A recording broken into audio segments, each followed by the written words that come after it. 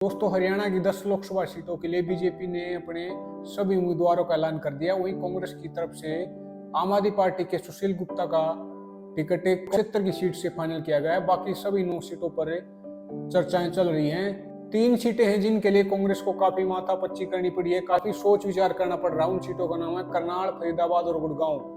Congress high command इन तीनों सीटों में से किसी एक सीट पर ब्राह्मण उम्मीदवार को टिकट देना चाहता है। अगर बात करनाल की करें तो करनाल से चाणक्य पंडित जो कुलदीप शर्मा जी के बेटे हैं, उनका नाम सबसे आगे चल रहा है। दूसरे नामों में वीरेंद्र राठौड़ और बॉक्सर मनोज कुमार का भी नाम चल रहा है। वही बीजेपी की तरफ से पूर्व मुख्यमंत्री मनोहर लाल खट्टर का टिकट वहां से फाइनल है। करनाल में चुनाव लड़ेंगे तो कांग्रेस की तरफ से देखना दिलचस्प होगा कि वो चाणक्य पंडित को टिकट देते हैं या किसी और को टिकट देते हैं। वही फरीदाबाद की बात करें तो फरीदाबाद से बीजेपी की तरफ से कृष्णपाल गुर्जर का टिकट फाइनल है, उनको टिकट दे दिया गया है। वहीं कांग्रेस की तरफ से कई नामों पर चर्चा चल रही है। उन नामों में कर्ण सिंह दलाल, नीरज शर्मा, महेंद्र प्रताप, ललित नागर का नाम सबसे आगे है।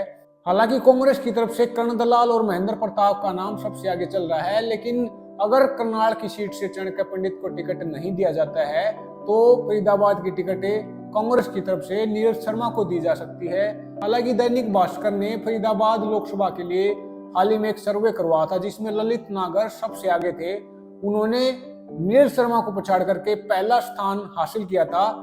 उनको भी सीट के लिए कंसीडर किया जा रहा है, लेकिन सूत्रों की माने तो सबसे आगे नाम कर्ण सिंह दलाल और महेंद्र प्रताप का चल रहा है। हालांकि जैसा मैंने आपको बताया कि किसी एक सीट पर ब्राह्मण उम्मीदवार को टिकट देना चाहती है कांग्रेस, उसी कारण अगर चाणक्य पंडित का करनाल से टिकट कटता है तो फरीदाबाद से नीरज शर्मा को टिकट दिया जा सकता है। वहीं बात गुड़गांव की करें तो गुड़गांव से बीजेपी की तरफ से राव इंद्रजीत सिंह को दोबारा टिकट दिया गया है, उन पर दोबारा विश्वास जताया गया है। वहीं कांग्रेस की तरफ से 2-3 नामों पर चर्चा चल रही है। उन नामों में रावदान सिंह का नाम सबसे आगे है। बाकी नामों में कैप्टन अजय यादव और जितेंद्र भारद्वाज का भी नाम चल रहा है। हालांकि खबर यह भी आई थी कि राज बब्बर भी गुड़गांव की सीट से कंसीडर किए जा रहे हैं, लेकिन उनका नाम फिलहाल के लिए हटा दिया गया है। दूसरी तरफ कैप्टन अजय यादव ने गुड़गांव की सीट से चुनाव लड़ने से मना कर दिया है। हालांकि उनका नाम सबसे आगे चला था।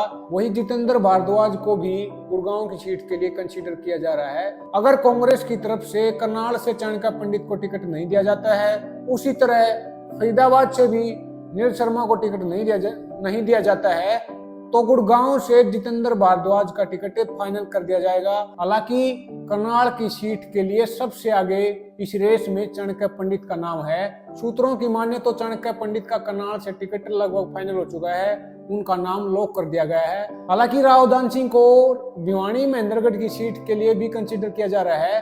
हालांकि वहां से श्रुति चौधरी का नाम सबसे आगे चल रहा है, लेकिन हुड्डा खेमा भूपेंद्र सिंह हुड्डा चाहते हैं रावदान सिंह को भिवानी महेंद्रगढ़ से टिकट दिया जाए, क्योंकि रावदान सिंह वर्तमान में महेंद्रगढ़ विधानसभा से एमएलए हैं। महेंद्रगढ़ विधानसभा भिवानी महेंद्रगढ़ लोकसभा सीट के अंदर आती है। इसी कारण हुड्डा खेमा चाहता है कि रावदान सिंह को भिवानी महेंद्रगढ़ की सीट से चुनाव लड़ाया जाए। लेकिन दूसरी तरफ एसआरके ग्रुप कुमारी सैलजा, रणदीप सुरजेवाला और किरण चौधरी चाहते हैं कि श्रुति चौधरी को भिवानी महेंद्रगढ़ की सीट दी जाए। तो इस तरह से कांग्रेस की तरफ से करनाल, फरीदाबाद और गुड़गांव की सीट के लिए टिकटों के लिए काफी सोच विचार करना पड़ रहा है, विचार विमर्श करना पड़ रहा है। हालांकि ये फाइनल है कि किसी एक सीट पर ब्राह्मण उम्मीदवार पर विश्वास जताया जाएगा, लेकिन वो कौन सी सीट होगी ये देखना दिलचस्प होगा। इसी तरह की वीडियो देखने के लिए मुझे फॉलो कीजिए, चैनल को सब्सक्राइब कीजिए। नमस्कार।